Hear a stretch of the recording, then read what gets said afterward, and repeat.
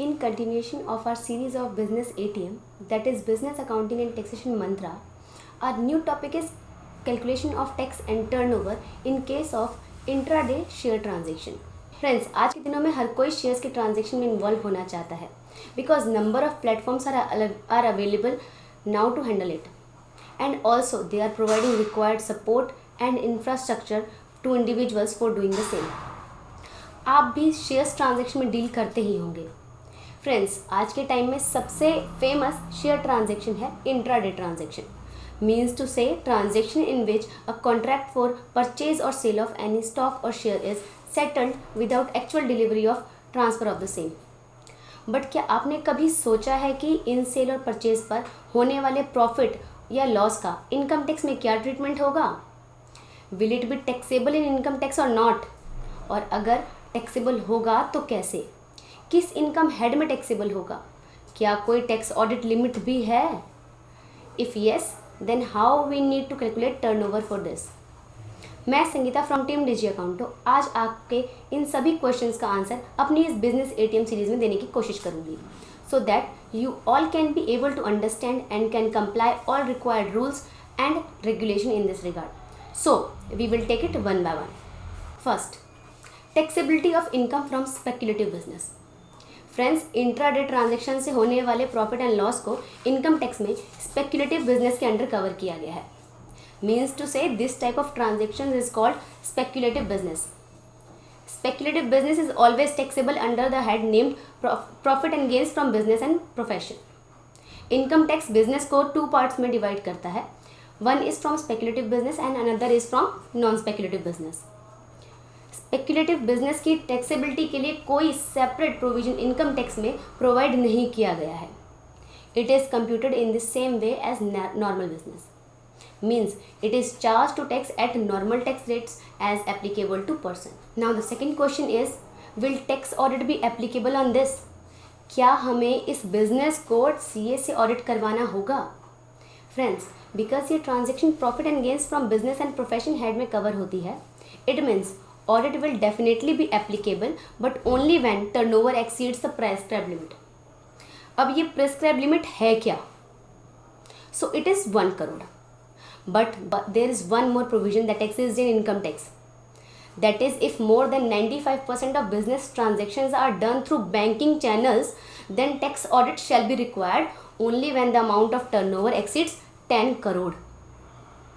और intraday transaction में तो सभी ट्रांजैक्शन बैंकिंग चैनल्स के थ्रू ही होती है, तो यहाँ पर टैक्स ऑडिट के एप्लीकेबिलिटी के लिए टर्नओवर लिमिट होगी ₹10 करोड़. थर्ड, अब आपके माइंड में आ रहा होगा कि ये टर्नओवर क्या है और ये 10 करोड़ की लिमिट कैलकुलेट होगी कैसे. Friends, the income tax act does not contain any provision और guidance for computation of turnover in case of intraday trading. However, speculative transaction के केस में टर्नओवर को डिटरमाइन करने का method institute of chartered accountants of India ने अपने एक guidance note में प्रिस्क्राइब किया है. फ्रेंड्स, आप जानते हैं कि स्पेक्युलेटिव ट्रांजैक्शन में आपको प्रॉफिट और लॉस दोनों हो सकते हैं. टर्नओवर कैलकुलेट करने के लिए प्रॉफिट और loss both will be treated as an independent transaction. Accordingly, the aggregate of both profit and loss is to be considered the turnover. आइए अब इस चीज़ को हम एक एग्जाम्पल के वजह समझते हैं.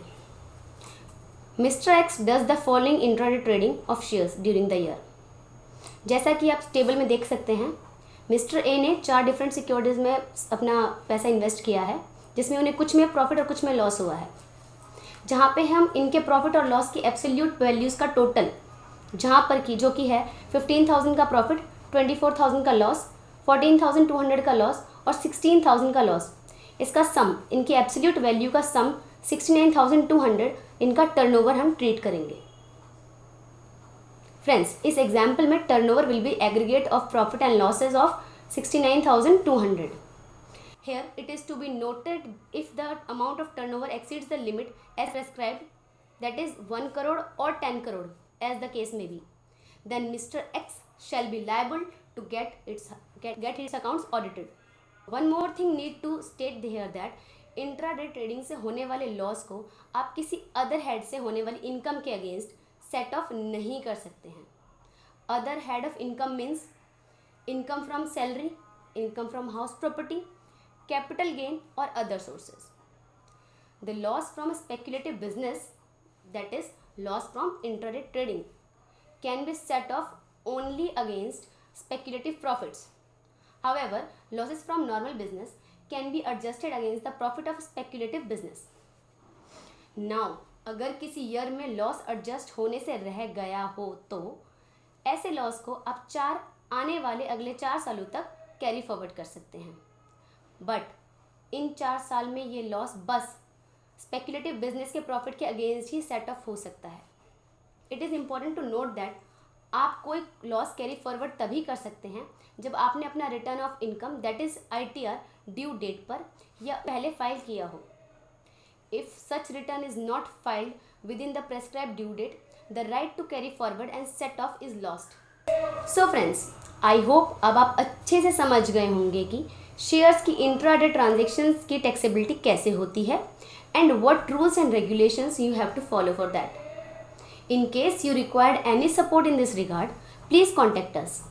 Choose Digi, करो compliance easy.